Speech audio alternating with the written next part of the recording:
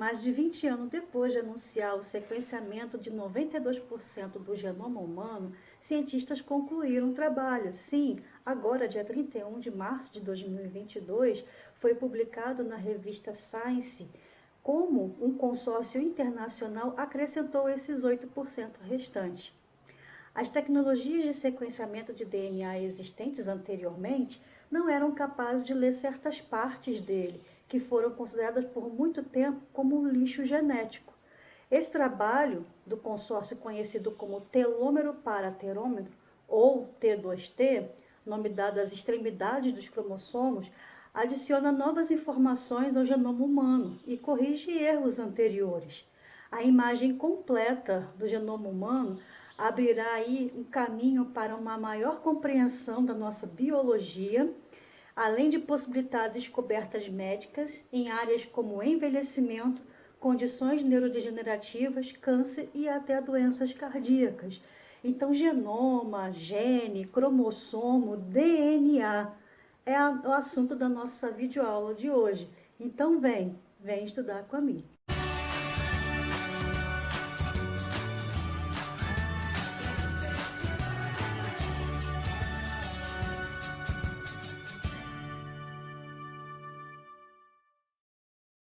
Ácidos nucleicos são moléculas orgânicas de caráter ácido, que foram primeiramente descobertas no núcleo das células, por isso o nome ácido, caráter ácido, nucleico, porque foram encontrados no núcleo das células.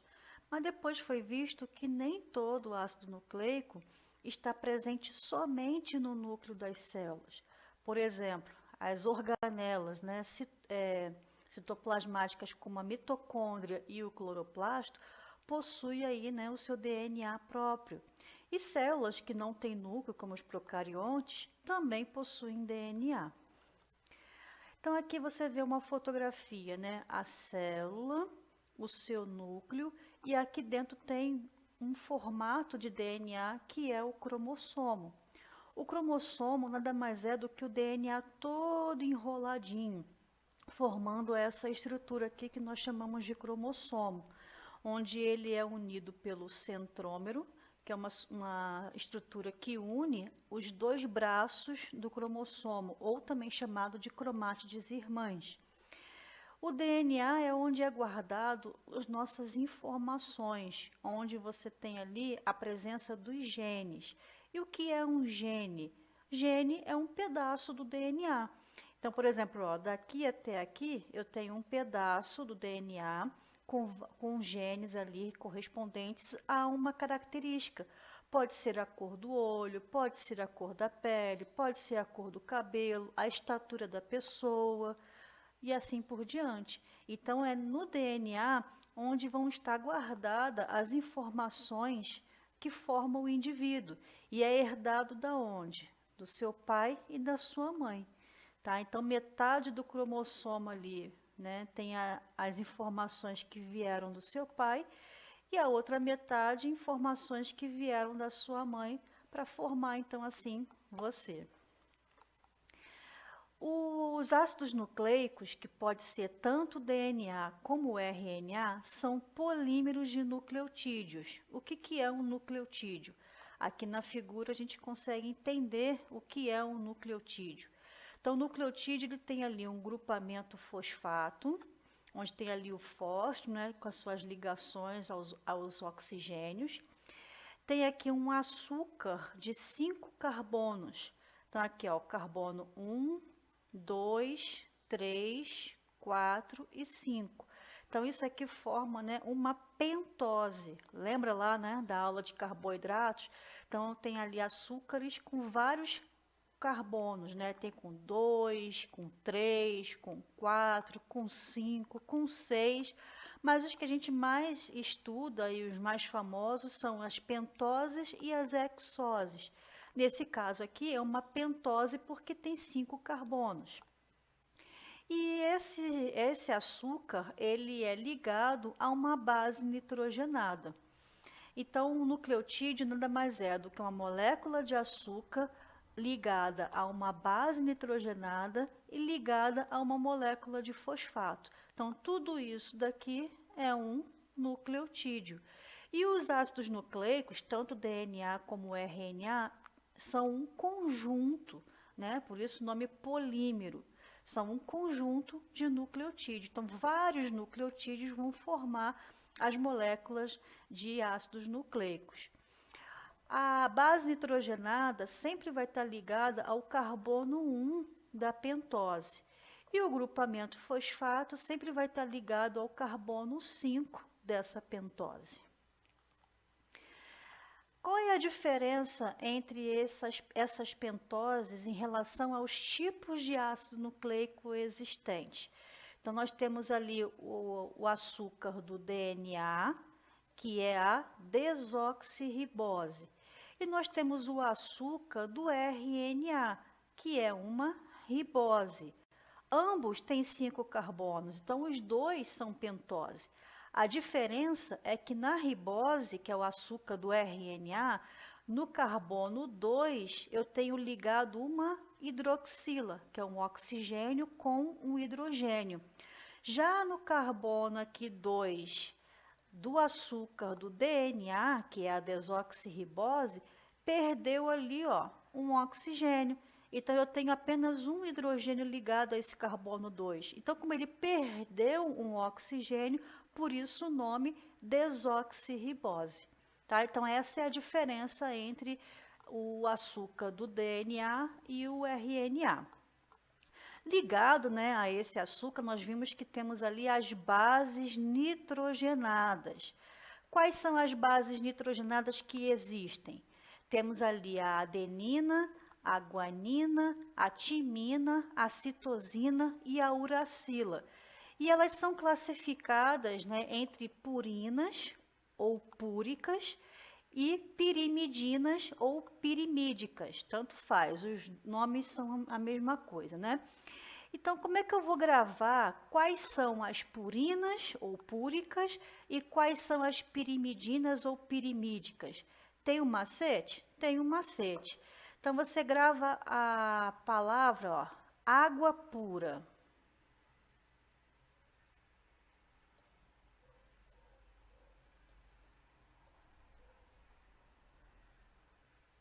Então, a água pura, pura lembra de purina, certo?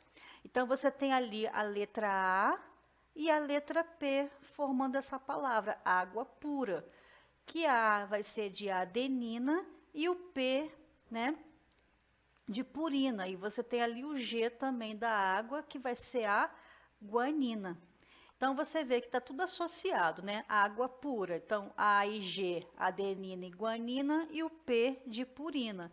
Então, eu sei que as bases purinas ou púricas são a adenina e a guanina.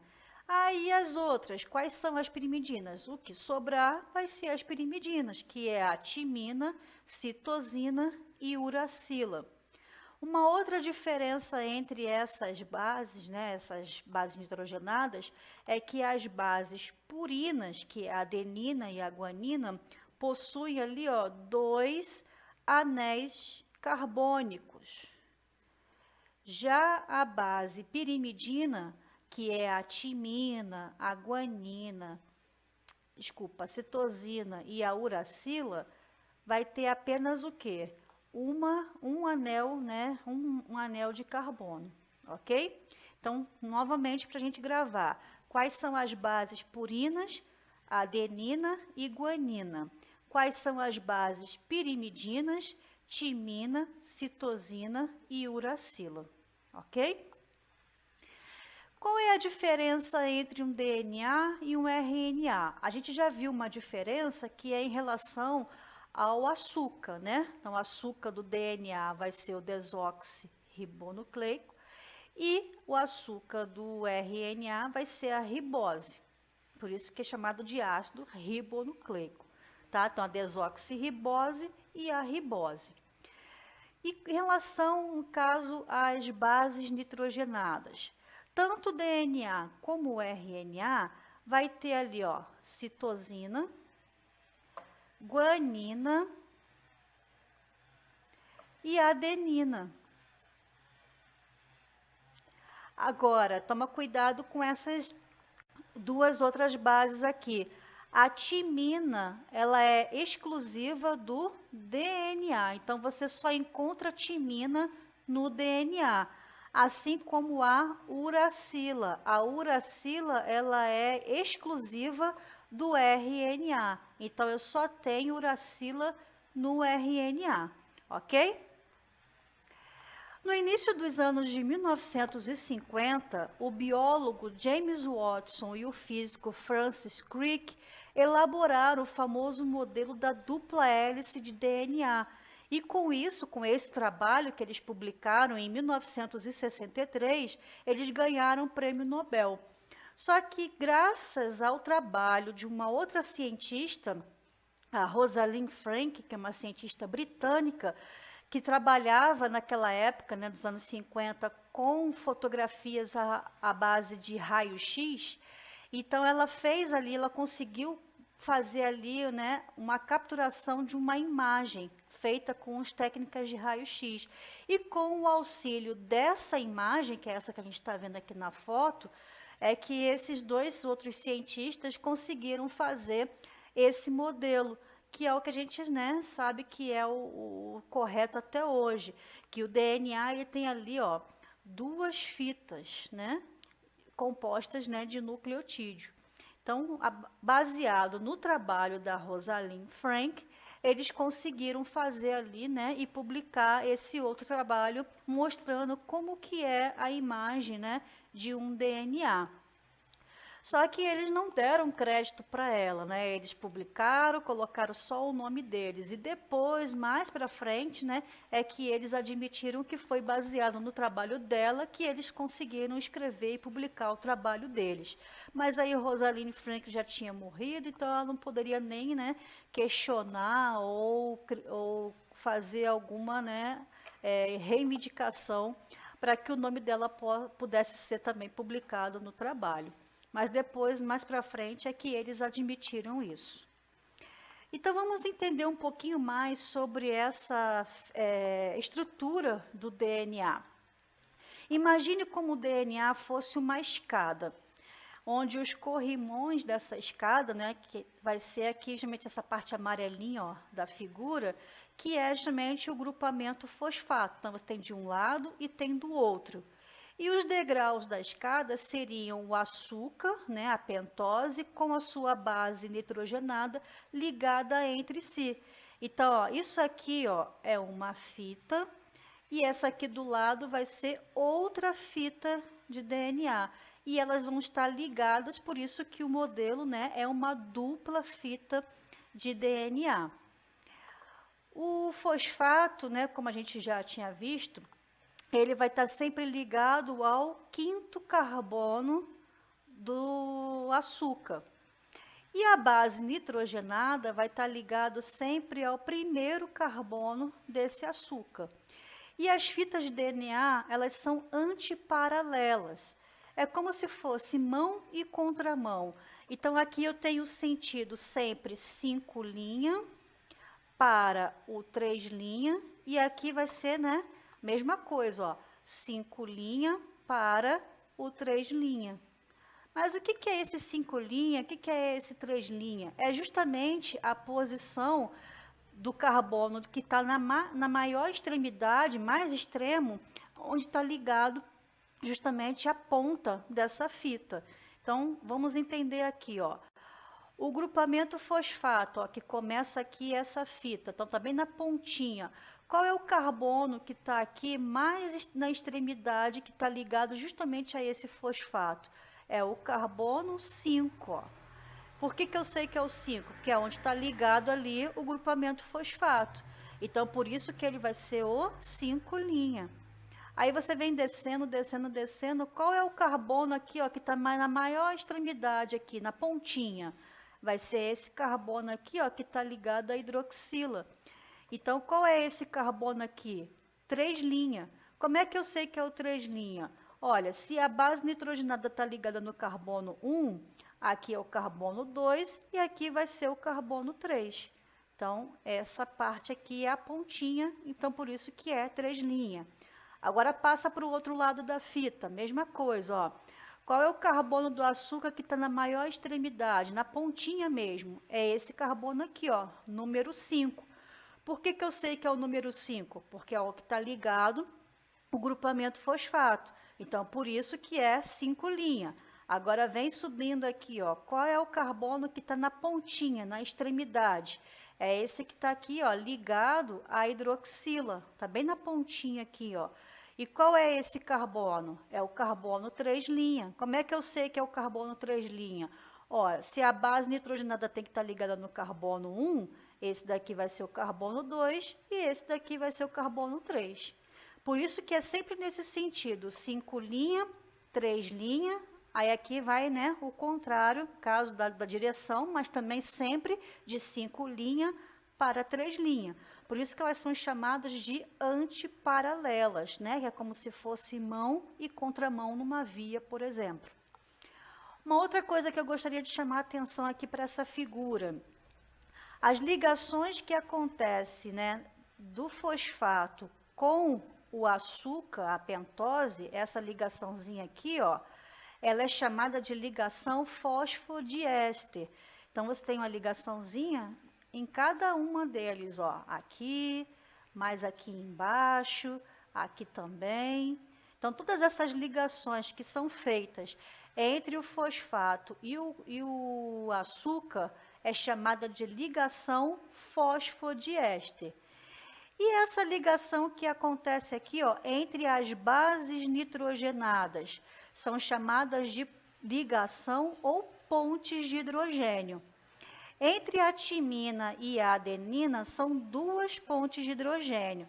E entre a citosina e a guanina são 3 pontes de hidrogênio. Outra coisa também que eu gostaria de destacar nessa figura são as ligações entre as bases nitrogenadas. Então, a timina sempre vai se ligar com a adenina e vice-versa, né? Adenina com timina. E guanina sempre vai se ligar com a citosina e vice-versa, citosina com guanina. Tem macete para gravar essa ligação? Tem.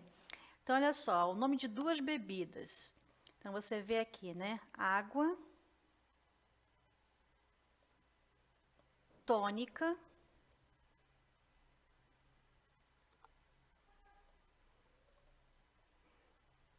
Então, você tem ali o A, né, de adenina, e o T de timina. Então, água tônica. E no caso da citosina com a guanina, né, então vai ter ali, ó, cerveja gelada. Então, ó, o C da citosina e o G da guanina. Então, você sempre vai lembrar disso, né, dessas 2 bebidas aí, né, e saber qual que liga com a outra. Então, ali a água tônica, então adenina com timina e vice-versa. E no caso, cerveja gelada, citosina com guanina e vice-versa. Então, um macetezinho para a gente lembrar quem se liga com quem, ok? Eu tinha passado isso aqui, né? Então, a relação de Chargaff. O bioquímico austríaco Envy Chargaff analisou o DNA de diferentes espécies, determinando sua composição de base, adenina, timina, citosina e guanina. E ele fez uma importante observação. Então, ele observou que a quantidade de adenina sempre se igualava com a quantidade de timina. E a quantidade de citosina sempre se igualava com a quantidade de guanina. Então, as 2 fitas do DNA se complementam em relação às suas bases nitrogenadas que ligam entre si. Então, tem até a fórmula, né? A adenina sobre timina é igual a citosina sobre a guanina, que vai ser igual a 1. Então, o total, né, tem que dar 100%. Então, o que eu tenho numa fita vai ter que ser complementar ao que eu tenho na outra fita. Quando acontece ali a duplicação, né, ou a replicação do DNA, o formato dessa duplicação é do tipo semi-conservativa. Como assim? Eu sempre vou conservar a metade dessa fita, porque para o DNA se duplicar, fazer uma cópia, é necessário que essas duas fitas, né, se separem. Então, vai acontecer ali a quebra das pontes de hidrogênio para que essa fita possa se separar da outra. E depois acontece ali, né, a formação de uma nova fita complementar àquela original. Então, olha só nessa figura, né? A fita original está de azul e a fita complementar, ó, está de vermelho. Então, você vê que metade da cópia ali que foi feita do DNA, né, é da fita original. Por isso que é semi-conservativo. Então, metade é a fita original e a outra metade vai ser a nova fita complementar que foi formada ali. Porque o DNA sempre tem que ter o quê, né? Duas fitas. Aí aqui tem uma explicação um pouquinho mais detalhada de como que acontece essa replicação semi-conservativa. Então, primeiro de tudo, eu preciso separar as duas fitas do DNA. Então, para que ela se separe, uma enzima chamada helicase vem abrindo, ou seja, vem rompendo, desfazendo aquelas pontes de hidrogênio que acontece entre as bases nitrogenadas. Então, imagine um zíper, né? A helicase é como se ela estivesse ali passando e abrindo o zíper, ou seja, abrindo a fita de DNA. Então, eu vou ficar com uma fita para um lado e a outra fita para o outro. Aí, agora, o que vai acontecer? A construção dessa complementação aqui para que a fita, né, tanto de um lado quanto do outro, fique dupla. Então, como é que vai acontecer, né? Tanto embaixo quanto em cima, ela precisa ser complementada. Então, aqui em cima, vai acontecer o seguinte. Então, a DNA polimerase 1, que é uma enzima, vai indicar ali, através de um prime, que é um pedacinho de RNA, que aqui está de vermelhinho, vai indicar o momento em que vai iniciar a formação dessa nova fita. Então, aonde tiver o prime, que é um pedacinho de RNA, é onde vai acontecer o início da formação da nova fita complementar. A DNA polimerase vai vir aqui, encaixar no prime e vai começar a construir essa nova fita. E a DNA polimerase 3 vai vir aqui, né, complementando, fechando aí essa fita de DNA, fazendo ali justamente as ligaç' entre, né, as bases nitrogenadas para complementar essa fita. E sempre, né, no sentido 5' para o 3'. Aqui, ó. Então, você vê que a fita aqui, ó, né, 3'. Então, vai vir complementando. Se você sabe, né, que esse sentido é que vai acontecer, então a fita vai ser construída daqui para cá. Sentido 5', 3', ok? Essa fita, como ela é formada de maneira contínua, sem interrupção, então ela é chamada de cadeia líder ou também chamada de fita mestra. Já a de baixo não é assim que acontece, porque olha só o sentido agora, né, dessa fita. Então, aqui é a fita original, ó, aqui é 5'. Então, para formar, né, eu vou ter que formar a linha complementar. Então, eu não posso fazer a formação, ó, daqui para lá. Por que que eu não posso? Porque aqui, ó, é 3'. Tá vendo aqui que aqui embaixo é 5'? Então, aqui vai ser o quê? O contrário. Então, aqui está 3'. Eu não posso formar de 3' para o 5'. O sentido correto sempre é qual? Do 5' para o 3'. Então, na verdade, eu vou ter que formar, né, construir a minha nova fita de qual direção? Daqui para lá. Ok? Então, como é que eu vou fazer? Mesma coisa. Vai vir um pedacinho aqui, ó, de RNA, que nós chamamos de prime, né? Prime de RNA, que é esse que está aqui de vermelhinho, e vai ser adicionado aqui a essa fita. Então, aonde tiver o prime, é onde vai começar a construção aí da nova cadeia que vai, né, complementar essa fita do DNA. Então, aqui, ó, o prime está aqui. Então, vai ser construído daqui para lá. Aí vai vir aqui a DNA polimerase 1, adicionando ali, né, os nucleotídeos para que possa fechar e formar uma nova fita. Então, daqui para cá vai ser construído, ó, um pedacinho de fita, que a gente chama de fragmento. Então, um fragmento de Okazaki. Mas e esse pedaço aqui, ó, tá em branco. Eu preciso preencher ele também? Claro, preciso, né? Eu não posso deixar um buraco na fita do DNA. Então, por isso que já tem um prime aqui, ó, esperando justamente a DNA polimerase 1 vir aqui para poder adicionar os nucleotídeos que estão faltando para fechar também esse pedacinho. E depois a DNA ligase, ela vai vir aqui ligando as pontes, né, de hidrogênio dessas bases nitrogenadas para fechar a fita. Mas antes que essa fita se feche por completo, vem uma enzima chamada DNA polimerase 3 que vai retirar esses pedacinhos aqui, ó, de RNA. Porque eu não posso ter RNA junto, né, misturado ali com DNA. Então, esse prime, ele entra ali para poder sinalizar o início da formação da cadeia, mas depois ele precisa ser retirado, porque tem, lembra que tem ali base nitrogenada que possui no RNA que não pode ter no DNA, que é a uracila? Então, eu não posso deixar o prime ali. Então, ele vai ser retirado e depois a DNA ligase vai vir aqui ligando todos os pontos de hidrogênio, fechando, então, toda essa cadeia. Como essa cadeia ela é feita por fragmentos, não é de forma contínua como a de cima, então ela recebe o nome de cadeia atrasada, ou também conhecida como cadeia retardada, porque ela é feita por pedacinhos, por fragmentos de Okazaki. Aí sim, agora depois, né, desse processo todo, eu vou ter ali uma duplicação ou uma replicação do tipo semiconservativa, porque metade ali, ó, da fita do DNA é a original e a outra metade é a fita nova que foi construída. E assim eu tenho ali, né, uma cópia desse pedacinho do DNA.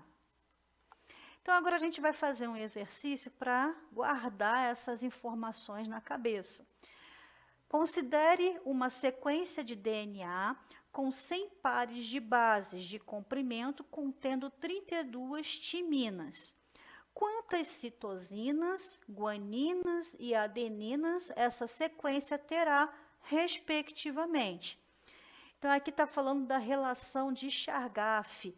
Lembra que tudo que eu tenho de um lado da fita do DNA, eu tenho que ter a mesma quantidade da base nitrogenada correspondente do outro lado. Então, aqui se eu tenho 100 pares, né, de bases num comprimento, então, se eu tenho duas fitas, então o total vai ser o quê? De 200 bases nitrogenadas, né? Então, vai ser 200 bases, 100 para cada fita.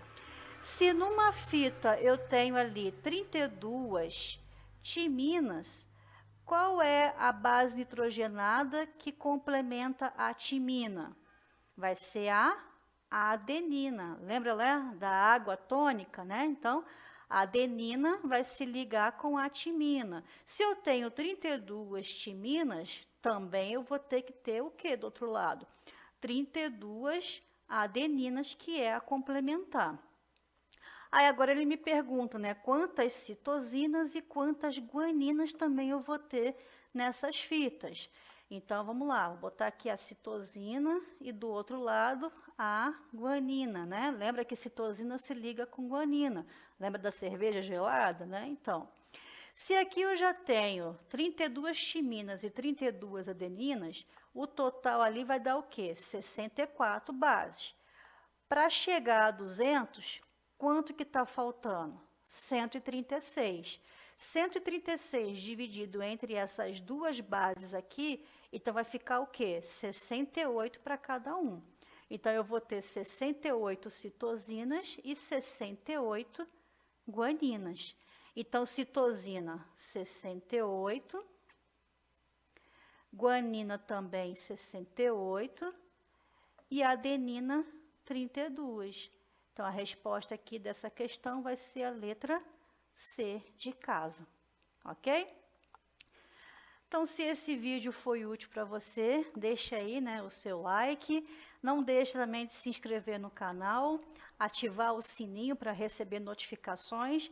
Toda semana tem um vídeo novo, mas é bom, né, deixar ali o sininho ativado para lembrar você quando que eu postei, né, o vídeo novo da semana. E um grande abraço, até o próximo vídeo. Tchau, tchau.